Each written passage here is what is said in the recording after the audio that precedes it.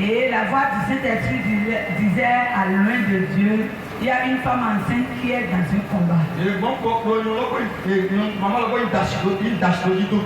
Et l'homme de Dieu s'est dirigé vers la maman et lui a imposé la main. C'est le témoignage que tu entends. Jésus s'est levé vraiment en sa faveur.